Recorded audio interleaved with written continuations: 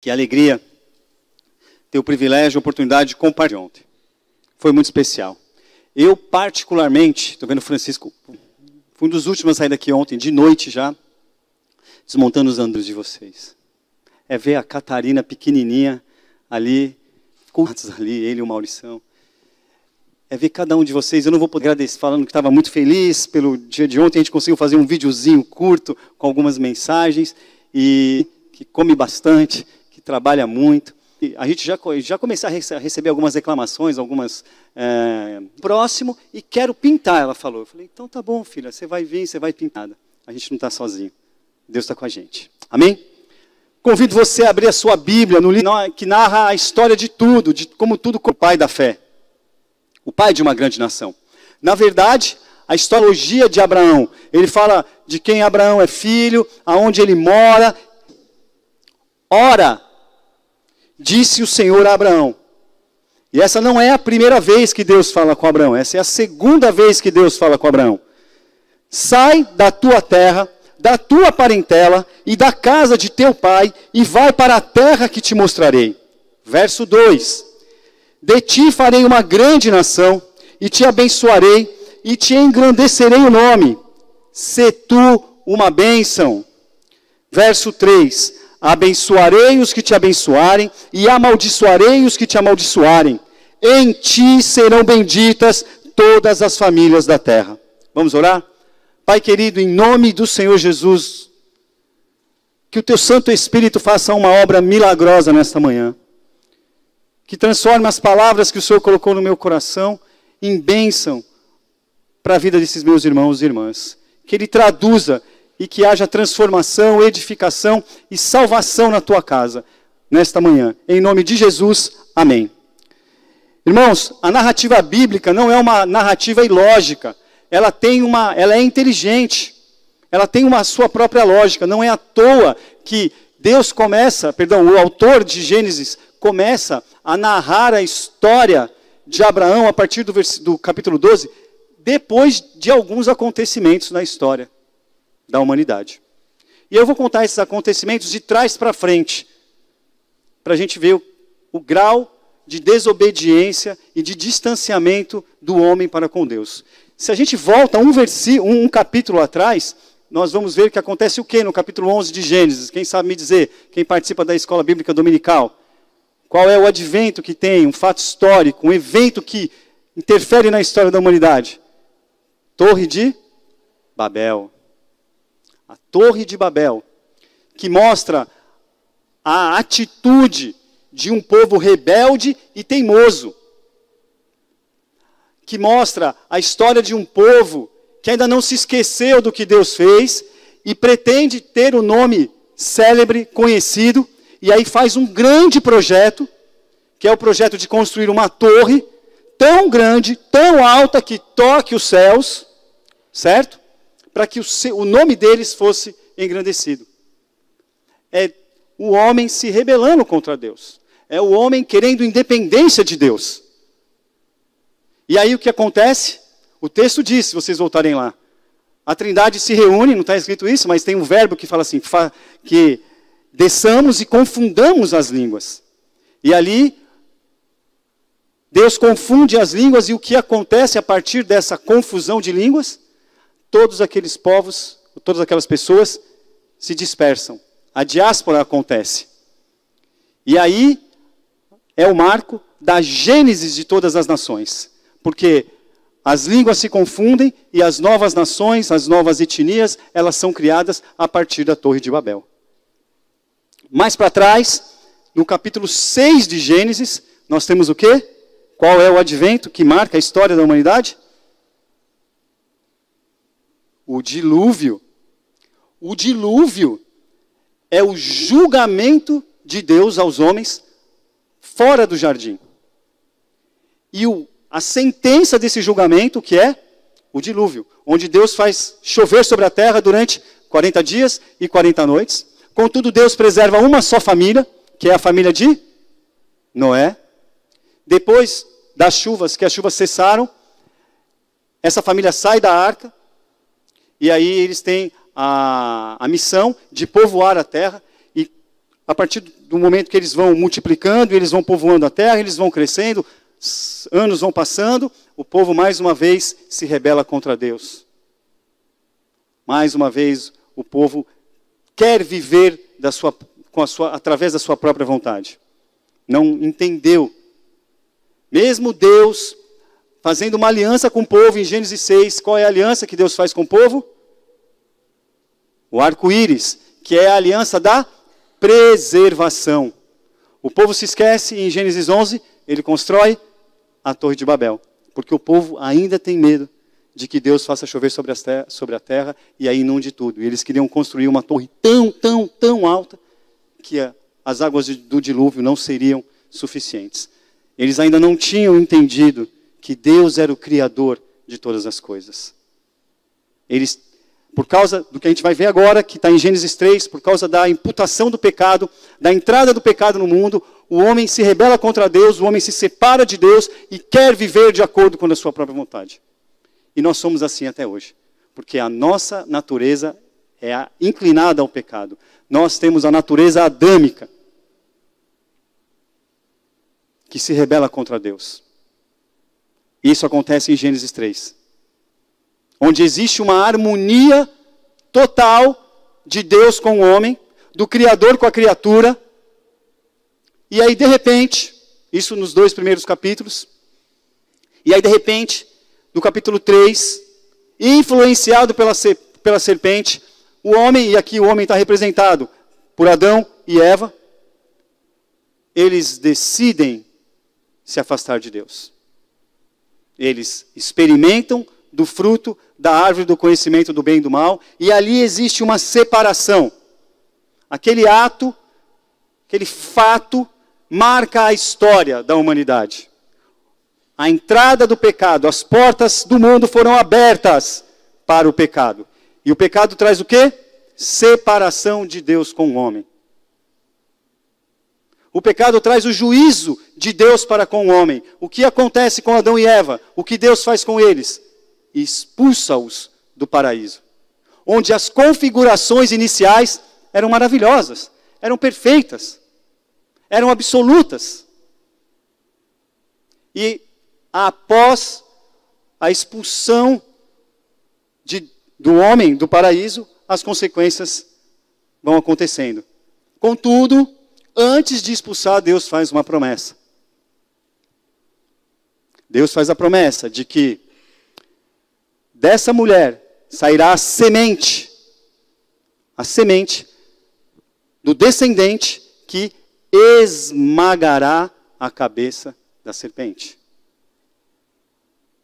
E essa promessa, ela só é reativada, só é revista, ela volta à cena somente em Gênesis 12, onde nós estamos.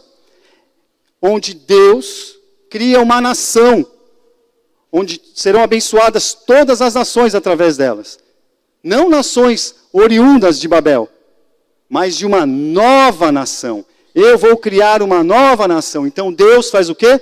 Levanta Abraão, lá de Ur dos Caldeus, para ser patriarca dessa nova construção. E aí nós entramos no texto. Então, nos situamos aqui onde nós estamos em Gênesis 12, o que tem para trás, e agora nós vamos extrair de forma mais objetiva possível, vou tentar ser o mais objetivo possível, verdades importantes, essenciais, práticas para a nossa vida. Verso 1, acompanhe comigo. Ora, disse o Senhor a Abraão, Deus falava com Abraão. Deus tinha comunhão com Abraão. Abraão conhecia o Senhor. Era desejo do Senhor fazê-lo, conhecê-lo por Abraão. Então Deus vai ao encontro de Abraão, porque Deus tinha um plano, um projeto para Abraão. E ele diz assim para Abraão: Abraão, sai da tua terra, da tua parentela e da casa de teu pai e vai para a terra que te mostrarei. Irmãos, Abraão era um pagão, idólatra, que morava em Ur dos Caldeus. Ele era um caldense. Essa região era uma região ali da Mesopotâmia, que estava situada, de acordo com os historiadores, no coração do Império Babilônico. Seu nome significava pai elevado. Alguns estudiosos dizem até que Abraão acreditava um pouco até em astrologia, mas não é o caso aqui, a gente não vai entrar, a gente não vai aprofundar nisso. O fato é que esse chamado é um ponto crucial do plano de Deus para a salvação da humanidade. Que havia se esquecido disso, mas Deus não se esquece. Deus reativa esse plano. E aí então ele vem e chama Abraão.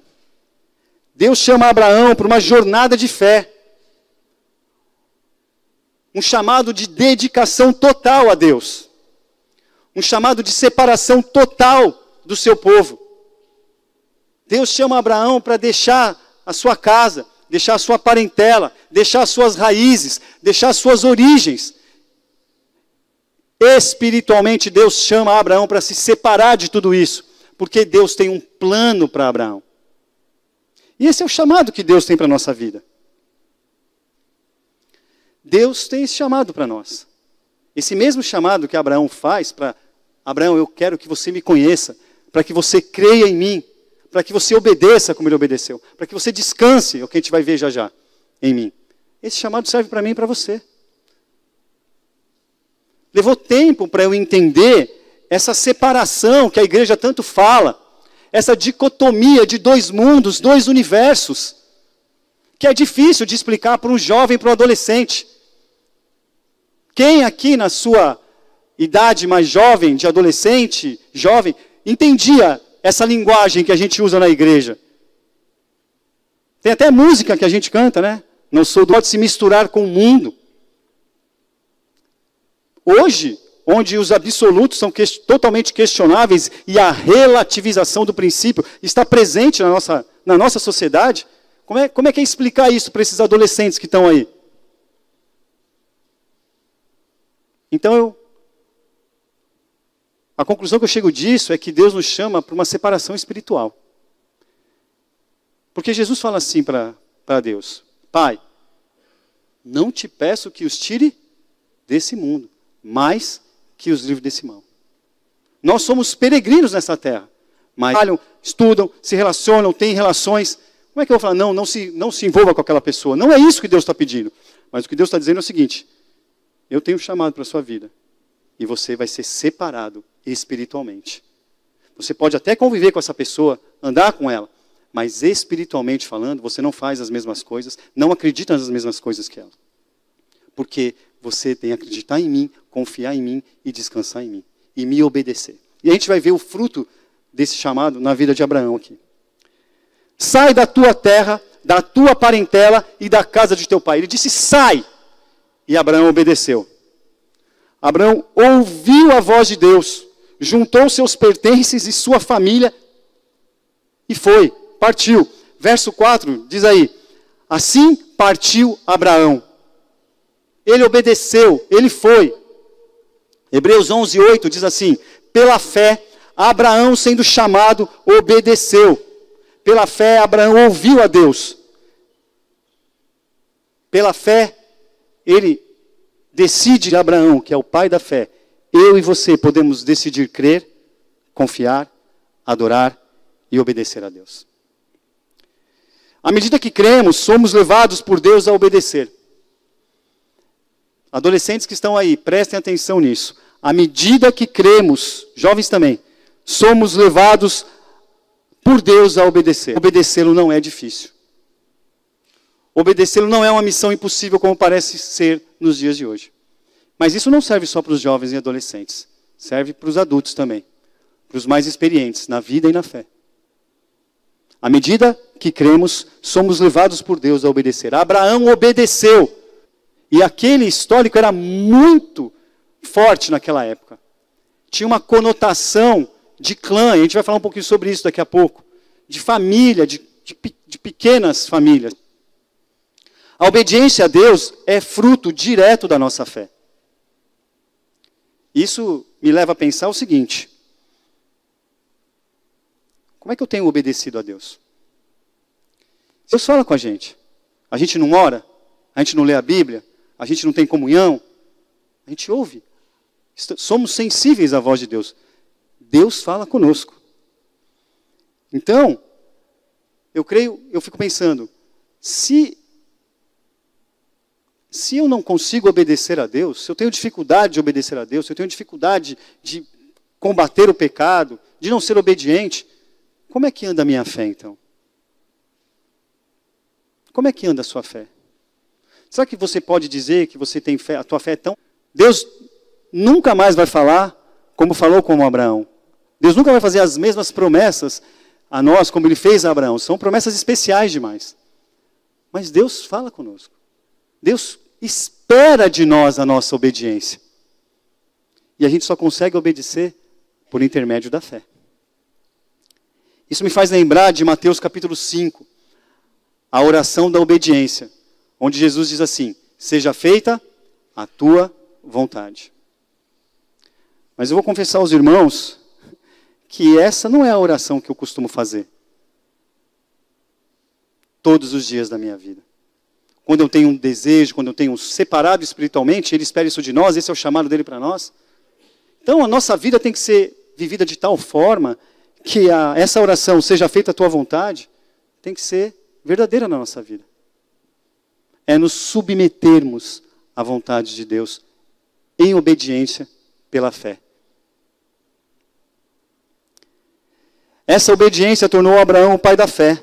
Pela fé, Abraão se tornou herdeiro. Em fé, ele abraçou o chamado de Deus. Aceitou o que Deus tinha dito, mesmo lutando contra as circunstâncias. Abraão já tinha 75 anos. Já era avançado em idade. O pai dele tinha morrido. Lá em Gênesis 11, a partir do verso 27, você vai ver que no meio do caminho, ele para porque o pai morre. E a perca do referencial, a perda do pai é muito sentida por Abraão. Abraão tinha uma mulher estéril, que não poderia dar filho. Obediência em fé. Mas o propósito de Deus era maior do que isso. Portanto, meus irmãos e minhas irmãs, o que a gente pode extrair disso é o seguinte: por mais loucura que possa parecer, creia em Deus. Esteja em paz de que Deus está falando com você, que você está fazendo a vontade de Deus. Mas para isso, você precisa crer. A sua fé precisa ser inabalável. Em próprio Deus, em Isaías 41:8, o chama de amigo. São descendentes de Abraão, o meu amigo. Palavras do Senhor. Então, se nós nos consideramos filhos de Abraão, se nós nos consideramos descendentes de Abraão, significa que andar nas mesmas pegadas de fé dele é necessário nos separarmos espiritualmente daqueles que não conhecem e não creem em Deus. O chamado de Deus para o meu e para o seu coração é isso. Um propósito profundo, a fim de caminharmos, conhecermos e crermos mais em Deus. Amém?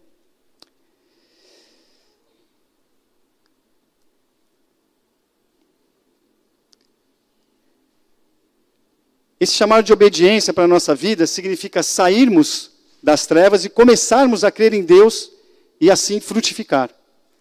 Por isso nós precisamos adotar essa postura de obediência a Deus, como Abraão fez. A segunda parte é dependência. Perdão, além de obediência, isso demonstra confiança de Abraão em Deus. Porque ele fala assim: sai da tua casa, sai da tua parentela e vai para a terra que eu te mostrarei. Ele não diz para onde ele tem que ir. Veja só, maridos, homens, se a tua esposa, a tua namorada chega para você e fala assim: me leva ali, você me leva ali amanhã? Você vai simplesmente responder: claro, meu amor, te levo ali. É simples assim, Beto? Não é. O mínimo que você quer saber é o seguinte: onde é o ali? Sabe por quê? Porque o homem quer saber quanto tempo vai levar para chegar ali. Com certeza, se for domingo, depois da igreja, o cara já está pensando no futebol, entendeu? Quanto tempo vai levar? Ela fica maquinando o que é ali. E Deus diz para Abraão: vai para a terra que eu te mostrarei. Ele não dá endereço, ele não dá o local. Então, além de obediência, tem a confiança. E o produto dessa confiança é o descanso. Se você confia, você descansa. Confia ou não confia?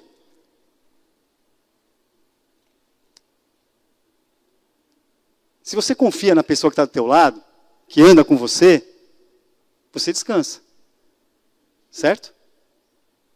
Deveria ser assim. Tudo que você é para trás e simplesmente confia. Porque eu te mostrarei.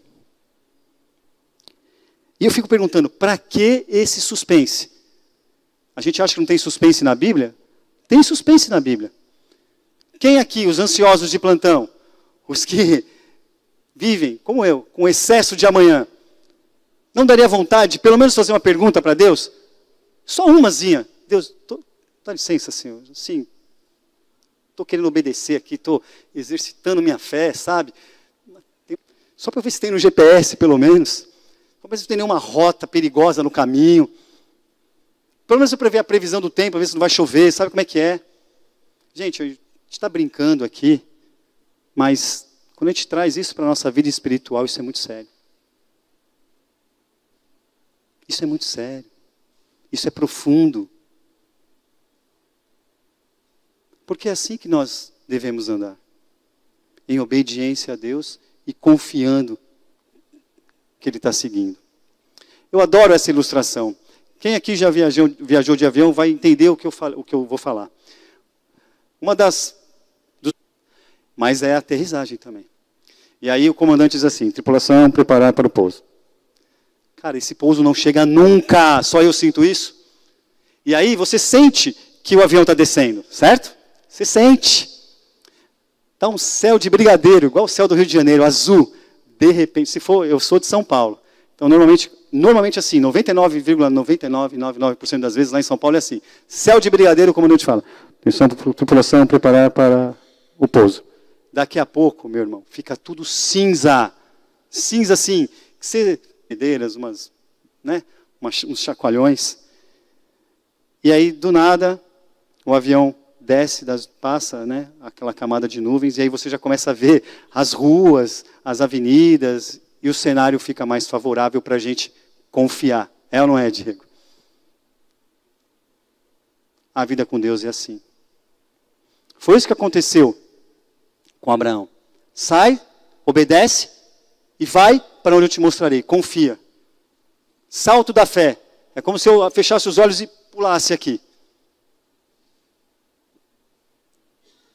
Viver com Deus, obedecer a Deus, significa também confiar e descansar.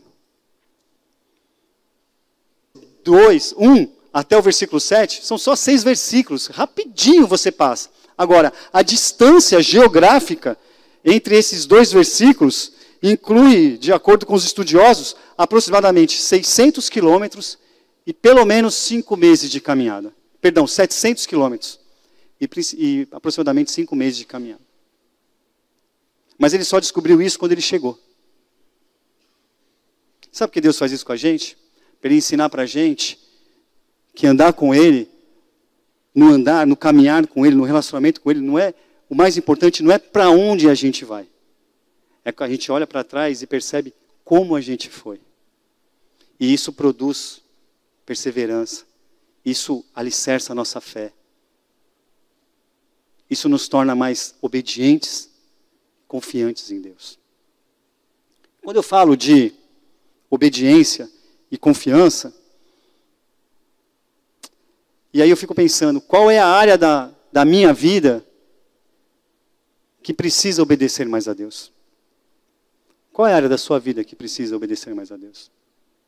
Porque se tem alguma área que está rebelde contra Deus, não obedecendo a Deus, significa que a gente precisa orar por você e você precisa orar por essa área da sua vida.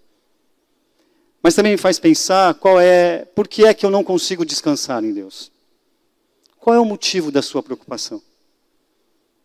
Qual é o motivo da sua ansiedade? Que notícia você está esperando chegar essa semana que está te trazendo ansiedade? Que resultado médico, clínico que você está esperando que está tirando a tua paz, o teu sono? Deixa eu falar um negócio para você. Nós temos que obedecer e confiar de tal modo, pela fé em Deus, que entendamos que Ele é Deus. E isso nos basta. Isso nos basta. Ele é Deus. Creia em Deus. À medida em que você crê, você irá descansar no Altíssimo.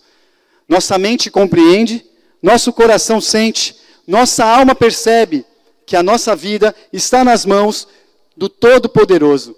E isso é suficiente. Irmãos, como é difícil entender que isso é suficiente. É um exercício diário. E é por isso que nós temos a promessa, ou as promessas de Deus. Porque se Ele prometeu, Ele é fiel. Ele faz isso conosco até hoje. Ele faz isso comigo. Ele faz isso com você, Zara. Ele faz isso com você, Sandro. Porque o que Deus quer, o chamado de Deus para a nossa vida, é que nós obedeçamos e confiemos nele. Mas, verso 2. De ti farei uma grande nação. Te abençoarei e te engrandecerei o nome. Sê tu uma bênção. Deus chama Abraão de forma soberana. Isso não acontecerá de novo, como eu disse. Nesse versículo, Deus faz promessas únicas a Abraão. De ti farei uma grande nação. Olha só.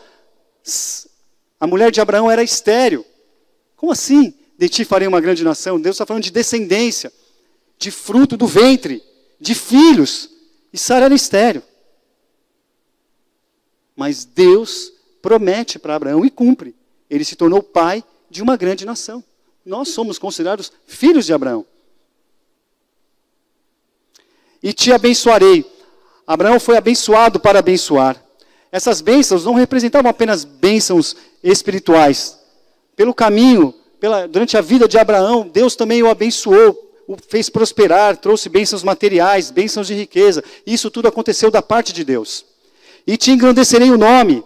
Abraão perde o seu nome quando ele obedece ao chamado de Deus. E somente lá em Gênesis capítulo 17, ele passa a se chamar Abraão. Até então, ele era chamado Abrão. Ele perde a identidade, mas Deus dá um novo nome a ele. E o nome dele se torna famoso, se torna célebre. Para vocês terem uma ideia, para os irmãos terem uma ideia, o nome de Abraão é reconhecido, e muito reconhecido, nas 3 maiores religiões existentes. Cristianismo, judaísmo e islamismo. Vamos correr aqui. Sê tu uma bênção. Ordem de Deus para Abraão. Sê tu uma bênção.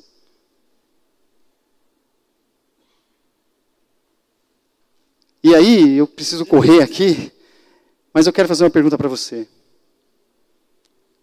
O que falta para você ser uma bênção?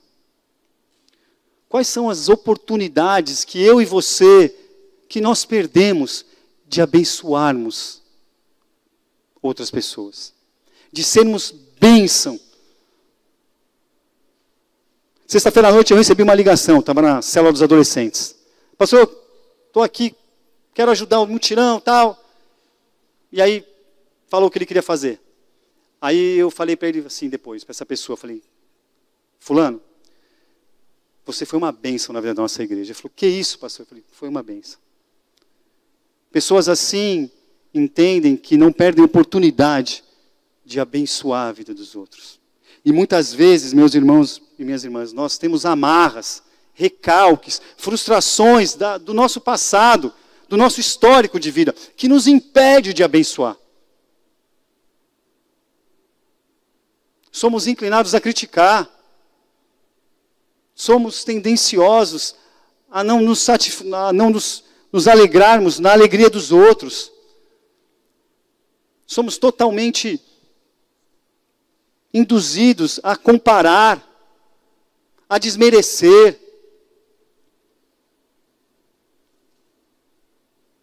Se a gente olhar para o futuro, que eu não quero entrar muito nisso, mas se a gente olhar para o futuro recente da nossa nação, quantas oportunidades nós perdemos de profetizarmos bênçãos sem medida para o mundo afora. Sê tu uma bênção. Sê tu uma bênção, porque somos filhos da promessa. Não perca a oportunidade de abençoar uns aos outros. Não perca a oportunidade de abraçar. Não perca a oportunidade de participar de um mutirão. mesmo num sol de 38 graus. Não perca a oportunidade de obedecer e confiar em Deus. Verso 3. Abençoarei os que te abençoarem e amaldiçoarei os que te amaldiçoarem. Em ti serão benditas todas as famílias da terra. Aqui significa que Deus está dando uma nova ordem mundial. Abraão se torna o referencial de Deus que ele usaria para julgar e tratar os demais povos. Era um plano de um povo, de uma nação. Aqui Deus faz um pacto com Abraão. Deus faz uma aliança com ele e com todos aqueles que se relacionassem com ele. Ou seja, se aquelas pessoas que tivessem relação, que estivessem no círculo de relação de Abraão, seriam abençoados. Aqueles que teriam amizade com Abraão, seriam abençoados. Deixa eu falar uma coisa para você, isso acontece conosco também. Porque Deus nos abençoa tanto, nós podemos compartilhar as bênçãos de Deus com aqueles que nos rodeiam. Seria tão lindo isso, se isso acontecesse na prática. Significa que, por eu ser abençoado, por você ser abençoado, se você, para os matemáticos aí de plantão me ajudem, se você fizer um raio aí, né, de atuação, imagina quantas pessoas não poderiam ser abençoadas através da sua vida, porque você é abençoado. E essa promessa foi recebida lá em Gênesis 12. E amaldiçoarei os que te amaldiçoarem. Prerrogativa de Deus amaldiçoar. Ou seja, aqueles que tivessem inimizade, animosidade com Abraão, sofreriam o juízo de Deus também. E aí, em ti serão benditas todas as famílias da terra. Em Abraão, Deus promete que irá abençoar todas as famílias da terra. Aqui é a luz que brilha após as trevas. Aqui Deus volta a falar a respeito de salvação. Aqui, Abraão começa a entender que o projeto de Deus para ele não é um projeto de clã, um projeto de família, é um projeto para algo muito maior, que vai abençoar famílias por toda a terra, inclusive aqui no Brasil, inclusive aqui na IP Barra.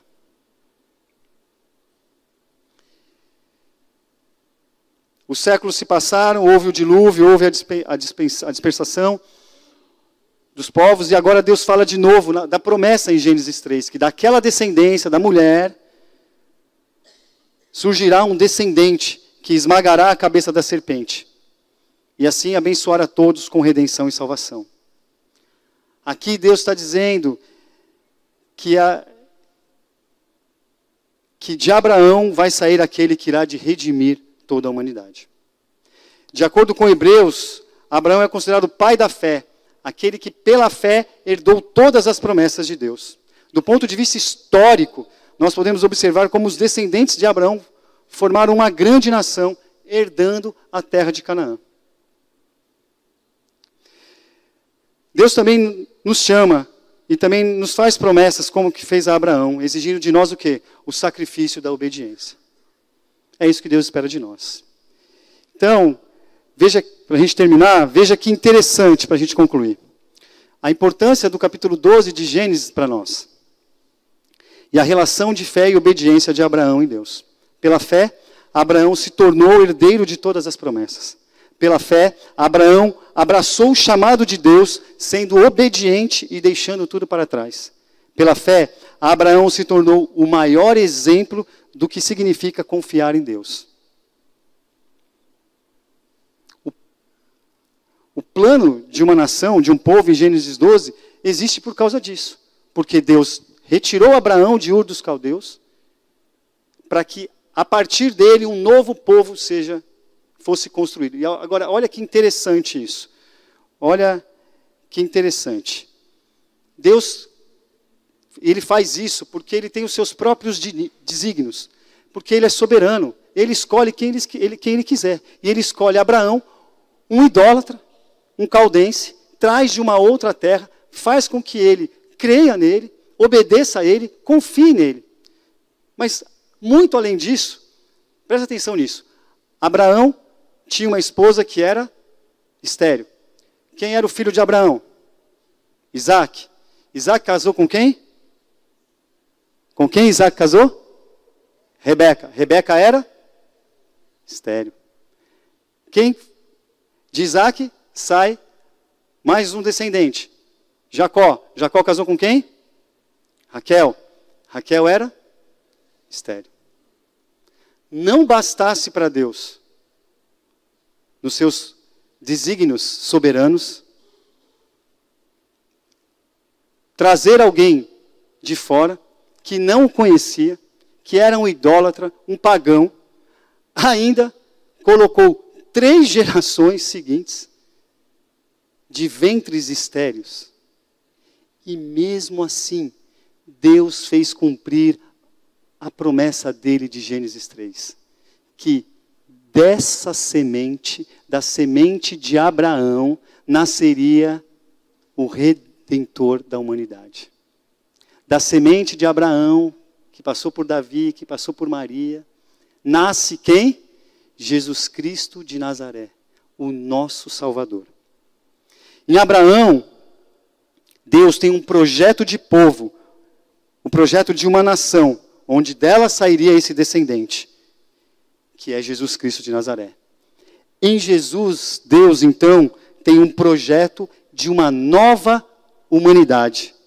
E nós somos alcançados, agraciados por ambos esses projetos, porque nós somos filhos da promessa. E é por isso que nós estamos aqui hoje. Providência do Senhor.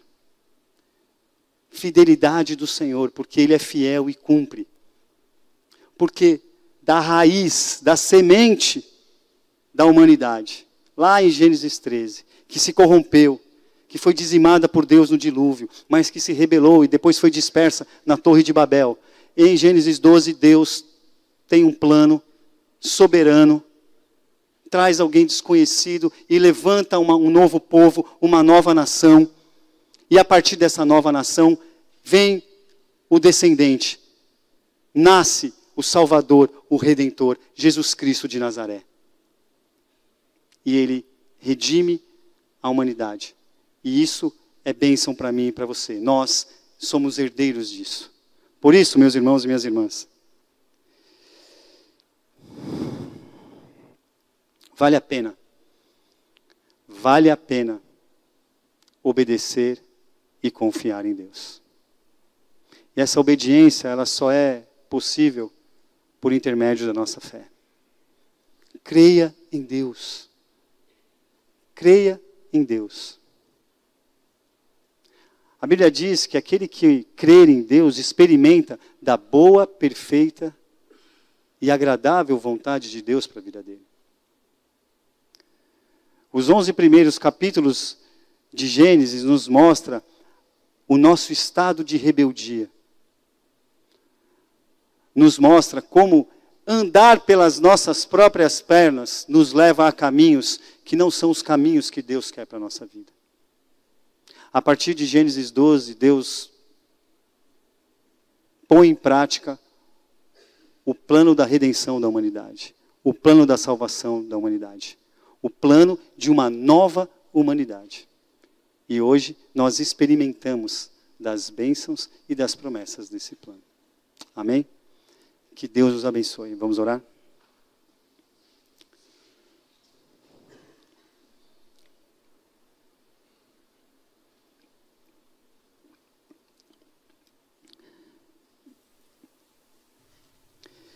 Pai amado, nós te louvamos e te agradecemos pelo dia de hoje, Senhor.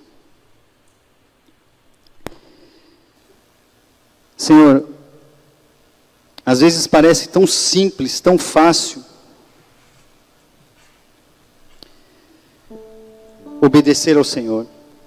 Às vezes parece algo tão corriqueiro contra de nós, para a nossa própria vida.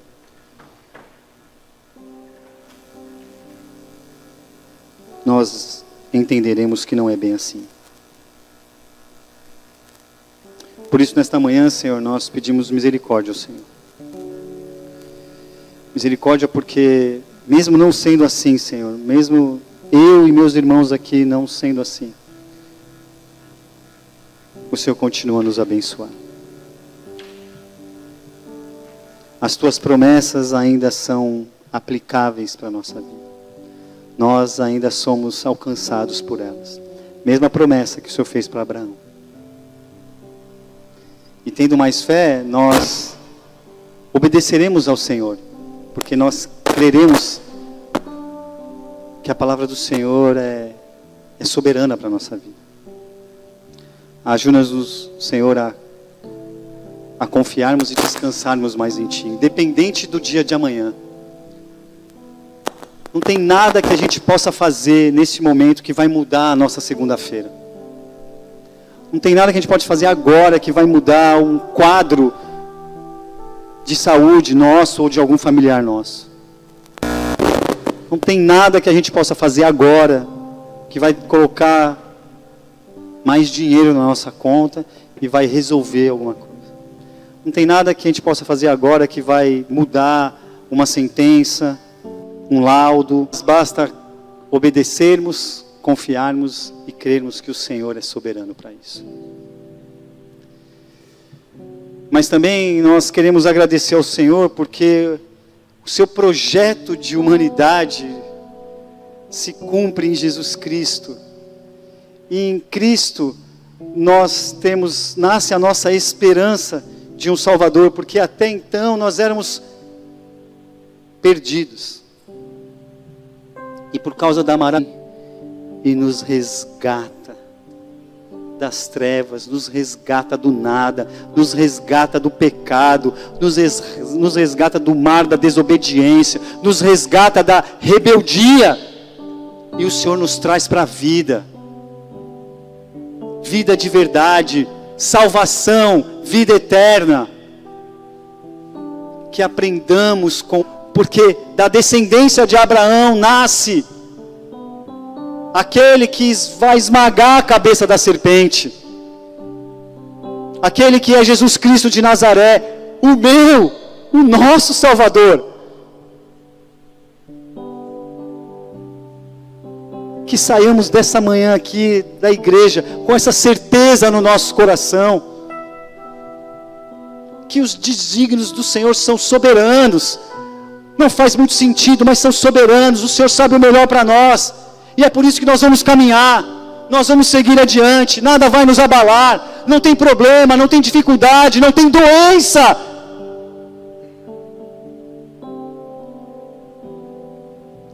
Que vai nos abalar. Porque em Abraão nós encontramos esperança, Senhor, de que o Messias nasceria. E dessa forma nós seríamos abençoados. Obrigado, Deus, obrigado. Obrigado, Senhor, obrigado. Obrigado por Jesus Cristo, obrigado porque os teus planos não falham. Os nossos podem falhar, mas os teus planos não falham. E eu sei que o Senhor tem planos e propósito para a nossa vida. Nos leva agora em paz e em segurança para os nossos lares, Deus. Que assim seja, em nome de Jesus. Amém.